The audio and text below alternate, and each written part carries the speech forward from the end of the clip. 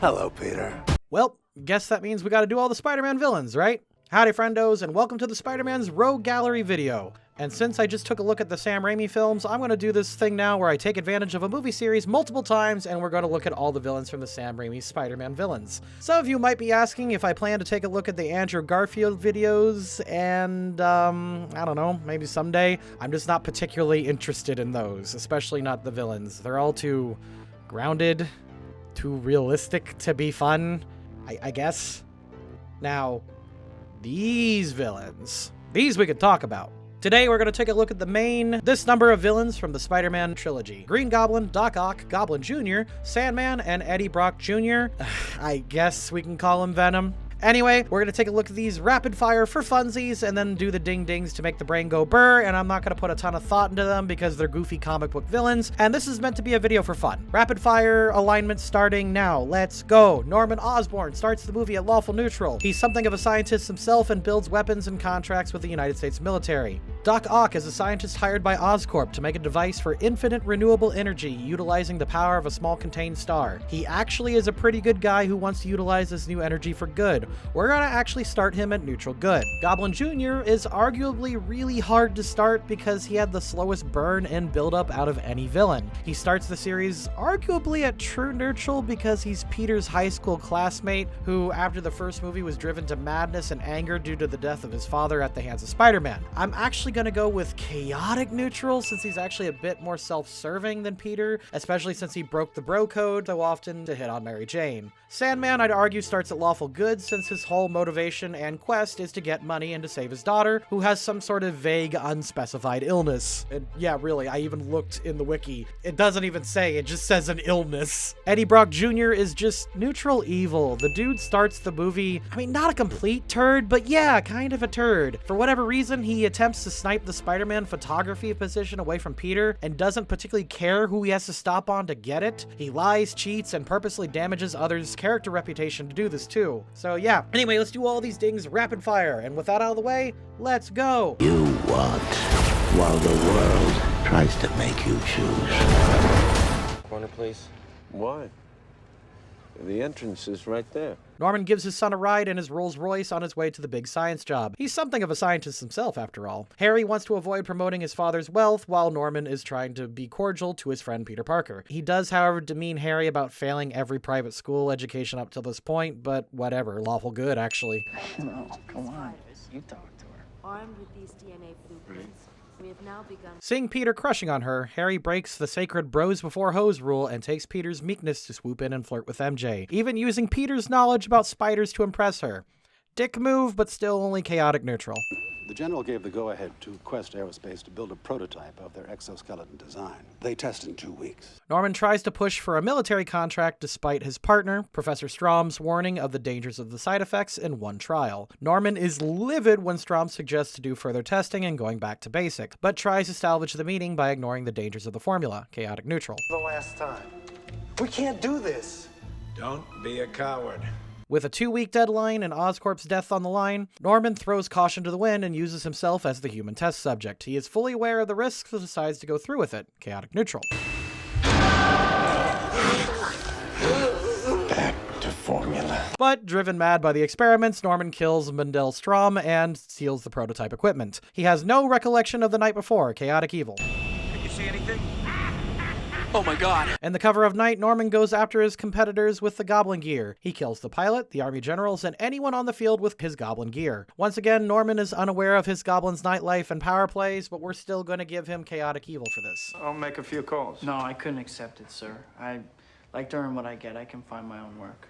I respect that. After graduating high school and getting the closest thing to an "I'm proud of you, son" from Norman, Harry starts dating MJ secretly. When confronted about the mysterious girlfriend, Harry tries to offer up his dad's services to help Peter land a job. Norman is happy to help, but is prouder when Peter declines politely, wanting to earn the job himself. Chaotic neutral. For both of them, actually. That's right. But you can't do this to me. I started this company. You know how much I sacrificed? Unaware that he was personally responsible for helping Oscorp's success, Norman is horrified when the board votes him out of Oscorp and decides to sell anyways. Norman loses his cool openly and screaming to the board and trying to tell him to reconsider. He takes the loss well. Chaotic neutral. Why didn't you wear the black dress? I wanted to impress my father. Harry takes MJ to the parade, being controlling about her dress and wanting to introduce her to Norman, and when the parade is attacked, Harry does try to save MJ before getting knocked out. Neutral good. Hello, my dear. Green Goblin, attacks the parade. While he is causing mayhem, he targets and kills the Oscorp board before causing general chaos and destruction. He's only thwarted by the intervention of the Spider-Man. Chaotic evil. What do you mean he's incredible? And, like, what do you mean incredible? Hey, he's not incredible. He's at least sensational. Maybe adjectiveless or spectacular on a good day. You should know I'm crazy about her.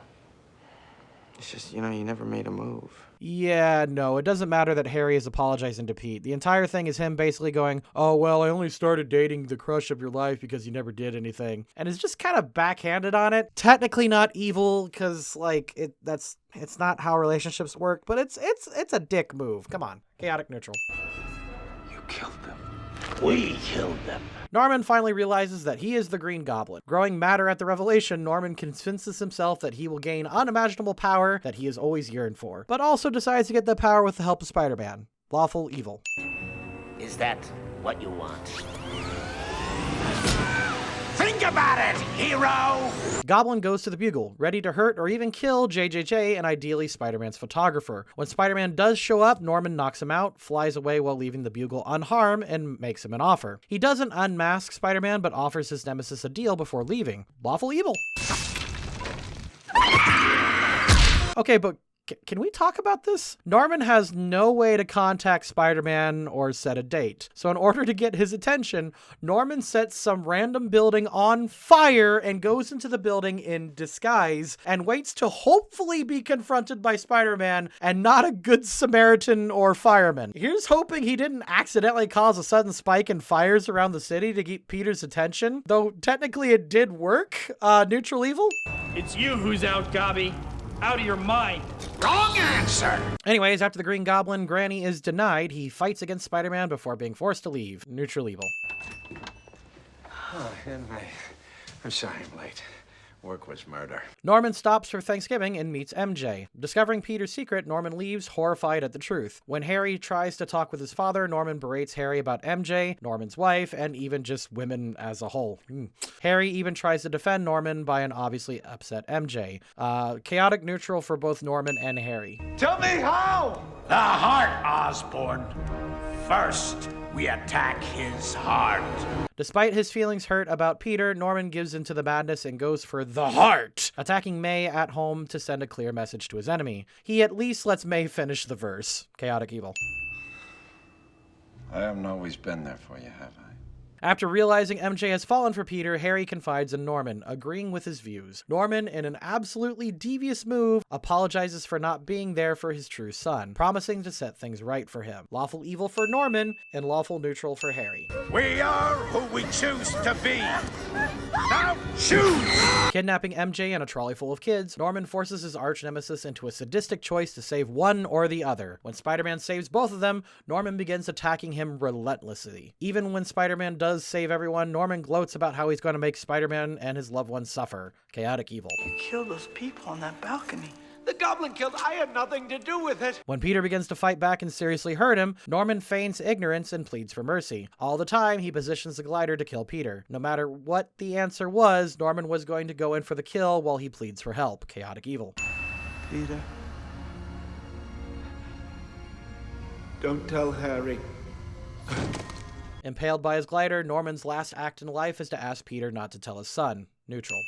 One day Spider-Man will pay. I swear on my father's grave, Spider-Man will pay. Discovering his father's corpse and a battle-damaged Spider-Man nearby, Harry immediately blames Spider-Man for his father's death. He becomes dead set on revenge, even if his revenge is a very slow start. Chaotic evil. You don't return my calls.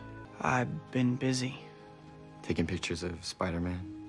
How's the bug these days? 2 years after the death of his father, Harry is now taken up with Oscorp's Special Projects Division, regularly trying to work hard to fix the company and impress the figurative ghost of his father. Harry hasn't forgotten or forgiven Peter's involvement with Spider-Man. He does offer Peter help to speak to Otto Octavius, one of Peter's biggest heroes. Neutral good for Harry here, yeah. I'll be rich. Yeah, it's not about the prizes, Harry. Harry brings Peter to meet Otto. Otto may be busy, but Harry reminds Otto to stop on his work to be interviewed by Peter. The power of corporations, everybody. Chaotic good.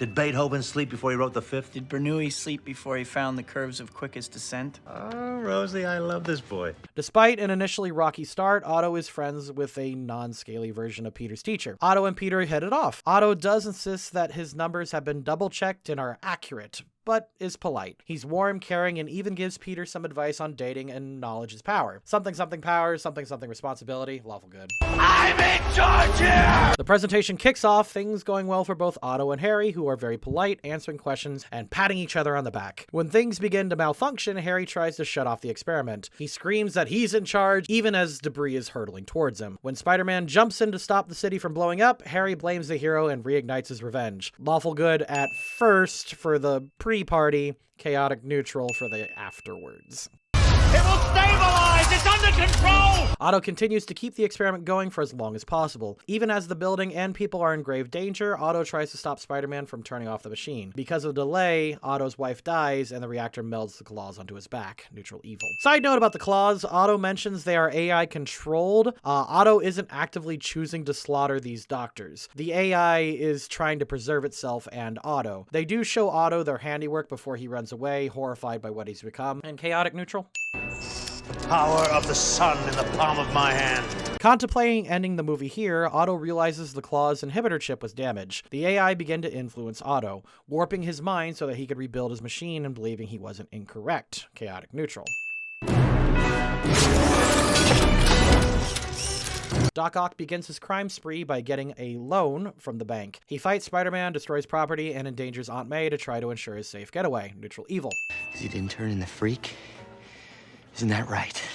Realizing the loss of Otto and MJ's engagement, Harry begins to drink himself deeper into depression. He slaps Peter at a party and begins to look for any leads on Spider-Man. Chaotic evil. Kill Spider-Man. We'll give you all the tritium you need. His machine almost complete, Otto goes and asks and then threatens Harry for final components, something only Oscorp has in excess. Harry then makes a deal with Otto. In exchange for Spider-Man alive, he will give Otto what he needs. Harry is fully aware of what this means, and even if his life is being threatened, and suggests Otto to talk with Peter. Lawful evil. Find him. Or I'll peel the flesh off her bones. Otto finds a depowered Spider-Man. Having no remorse for the man he bonded with earlier, Otto kidnaps MJ and demands Peter fetch Spider-Man, tossing him through a building to boot. Neutral evil. You have a train to catch. Otto has a Nat 20 fight scene with his arch nemesis. Otto causes massive collateral damage, throwing people into oncoming traffic and trying to capture Spider-Man. When things get too hard, Otto decides to make the fight easier by damaging the train controls and forcing Spider-Man to just try and stop the train. Neutral evil. Where do you want him? Doc Ock knocks out Spider-Man and seemingly lets the commuters go alive, returning to Harry. He then takes the tritium, I think that's how it's pronounced, and leaves Harry to finish his business with Spider-Man. Lawful evil. First we'll see who's behind the mask. I can look into your eyes as you die. Harry goes in for the kill and unmasks his father's killer. When he discovers that it's his best buddy Peter, Harry is horrified, thinking he's been tricked before Peter breaks free. When Peter demands Harry give up Otto and sidesteps the topic of Norman, Harry relents, too stunned to fight back. Chaotic neutral. I should have known Osborne wouldn't have the spine to finish you. Otto realizes that Spider-Man is here, turns on the machine, and begins to attack Spider-Man. Even as the machine begins to destabilize, Otto is too focused on revenge, and in the process, short-circuits the AI in his arms. Chaotic evil. I will not die a monster. Gaining control for the first time since the accident, Otto realizes through Peter's words how far he's fallen and the dangers of his dream. Even as the arms beg him to keep going, Otto goes against his wishes and decides to save the city. Choosing to die as Otto Octavius and not Dr. Octopus, Otto tears apart his machine and drowns. Lawful good, and Nat 20 scene. Avenge me! No! Unraveling from the truth, Harry hallucinates that Norman is talking to him. It should be noted that unlike Norman's mirror talk, Harry hasn't taken any formula. There is no magic or illusions or hologram. Harry is hearing the voice of his father demanding he be avenged. He lashes out, discovering his father's Goblin gear, and decides to continue the legacy of evil. Chaotic evil. I love my flowers. They're beautiful. And those are from Harry. 1 year after discovering the truth, Harry has been hard at work on his revenge. He's modified both the Goblin gear and the formula and is dead set that Peter is responsible. Even when Peter tries to explain himself, Harry won't hear of it. Chaotic evil. Promise. I'll make you healthy again. Escaped convict Flint Marco stops by his daughter's home to leave her letters. He isn't planning on hiding out with them, only stopping by to promising to get the money to save his sick daughter. He runs before the cops find him. Chaotic good. Harry. You knew this was coming, Pete. Harry attacks Peter out in the open, ignoring Peter's attempts to explain Norman's death. Chaotic evil. Harry catches a trip line while fighting. Unlike his father, Harry has no protection for his head and injures himself badly. The hit causes him temporary memory loss, and he doesn't remember Peter or Norman's secrets, forgetting almost everything Spider-Man related and begins to act very nice to his best friend Peter. Neutral good.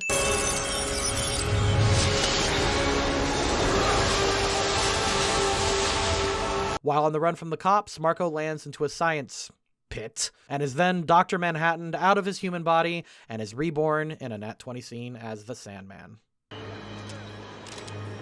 Oh my god, that's Gwen. Oh god, this guy.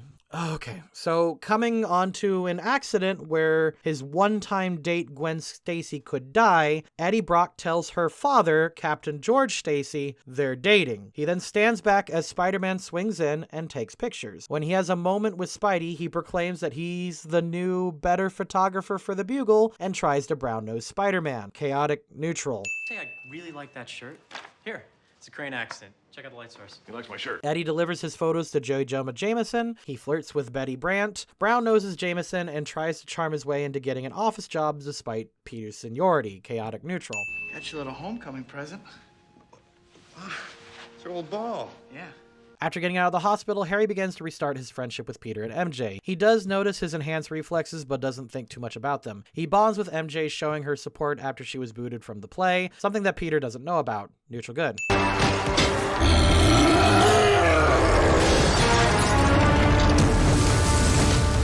While the city celebrates for Spider-Man, Flint escapes the police while using his powers. Out in the open, Flint uses his powers to steal from an armored car. He does fight back against Spider-Man and tries to run away before the car crashes. Technically neutral evil. You could argue chaotic good since he's... Actually, you know what? He's robbing from a bank, isn't he? You know what? Yeah. Originally, I wrote neutral evil here, but considering he's robbing from a bank, a business that is insured by the US government, and not, say, a private person, I'm going to say this is chaotic good since his motivation is getting money for his daughter's operation. Whoa. Buddy, love the new outfit. Arriving on the scene at the Sandman robbery, Eddie Brock immediately begins photographing Spider-Man, hoping to take the staff job for himself. After his camera is destroyed, he begins taking photos of the crime scene. He then uses this to create a Photoshop job. Neutral. Remember Ben Parker, the old man you shot down in cold blood? What does it matter to you anyway? Flint is running off with the money, leaving the guards alive. Before he's cornered and beaten by Black Suit Spider-Man, he defends himself until Spider-Man injures him. Chaotic good, then neutral. You've been dreaming. Nothing like a little self-deception to get you through the night. Hanging out with MJ, Harry opens up more. He dances, cooks, and even shows her the play he wrote in 12th grade. The two do kiss, but Harry apologizes for his impulsiveness. Chaotic good. First, we attack his heart. One swig of booze later, Harry recalls his lost memories, madness, and hallucination of Norman. Taking his father's advice to attack the heart, Harry attacks MJ, which forces her to play along to save Peter's life. Watching MJ break up with with glee, he later confides in Peter that he's the other guy that MJ was seeing. Chaotic evil. Jesus. When she kissed me, it was just like she used to kiss me. Strawberries. Celebrating his masterful plan of revenge, Harry taunts Peter before he's attacked. He did expect this as he has his gear, but is quickly overwhelmed. When Peter taunts him about Norman's death, Harry throws a pumpkin bomb at his former friend. It does not end well. Chaotic evil. There's not a paper in town that will hire me. Doctoring the photos of Spider-Man, Eddie secures a job at the Bugle. Eddie is so secure in his lie that even when Peter has proof, the guy fires back that Peter is such a Boy Scout. Not bothered that he was ruining the reputation of a hero. He only shows fear when a crowd forms and Peter is about to ruin his career. Something Peter points out that... You should have thought of that earlier. Neutral evil. I want you to kill Peter Parker. Lost in taking Peter's ironic advice of... Get religion. Eddie prays to Jesus to kill Peter Parker. My guy. Jesus don't do that. Chaotic evil. I want him dead too, Flint. As stated in our Spider-Man video, the symbiote isn't like Tom Hardy's version. The symbiote is an amplifier rather than having its own identity. As such, Eddie's actions going forward will now have a ×2 modifier. Together, he doesn't stand a chance. Interested? Becoming Venom, Eddie looks for Sandman, who has also been looking for Spider-Man. Eddie, knowing about Flint's daughter, uses this to advantage to get Sandman on his side so that they can both Spider-Man. The two capture MJ and hold her hostage publicly to destroy their enemy. Lawful evil for both of them. You don't deserve my help. Harry initially rejects Peter's plea for help, being figuratively and literally burned by his former friend. However, he learns from his butler Bernard the truth about Norman's death. And, I agree with how it should have ended. This guy just sat around and did nothing as Harry wasted his, at bare minimum, 4 years of his life to revenge. Fuck this butler dude. Or something. There's a lot wrong here. Anyways, Harry decides to do right and end the cycle of hate, joining Peter in order to save MJ. Lawful good. I like being bad. It makes me happy. Sandman and Eddie team up to try to kill Spider-Man. Sandman is acting like a big monster while Eddie has more character moments, toying with Peter and trying to torment him. He again puts all the blame on Peter and wanting to humiliate him slowly. Even when Peter opens up about how the suit felt, Eddie admits that he loves feeling angry too much. Chaotic evil. Harry saves MJ from falling to her death and helps battle Sandman. Seeing Peter about to be impaled by the Goblin glider, Harry jumps in the way, sacrificing himself to save his best friend. Lawful good.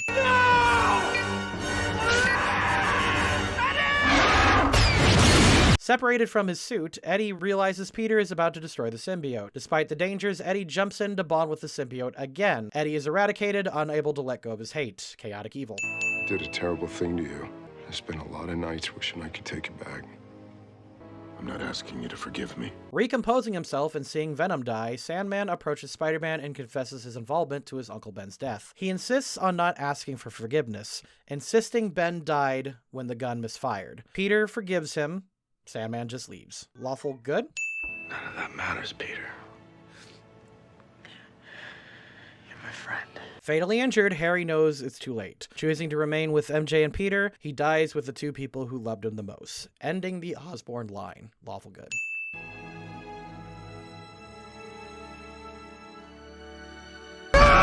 So I think the main theme of these Spider-Man villains are what a lot of comic book villains are. The idea of one bad day. If you think about it, almost none of these villains are born, and they were all relatively okay people. Yes, even Eddie Brock Jr. Sure, they had their flaws, but most of the time they were all down on their luck people, willing to do whatever it was to get their goals done, whether it be running dangerous experiments, stealing from others, or even journalism. None of what they're doing, except for that last one, are really that bad, and it's their desperation and the fact that things sometimes just go the wrong way in the worst way possible that push them over the edge to snap and become the worst version of themselves. I find these villains to be some of the most compelling. The most interesting villains are the ones with the best motivations, and you guys know that I love tragic people doing bad things for complex reasons. And I know this is going to be really off topic and probably out of the blue, but one day I might just do Bad Santa just to compare what happens when one good day changes a character's life forever. That movie is surprisingly interesting, especially from a character development and alignment standpoint. So if you guys would like to see me do that Bad Santa, comment below, or if you can think of any other villains that had a good day and then reformed, I would love to see that in the comments down below. Thank you again to the patrons, and I'll see you all next time.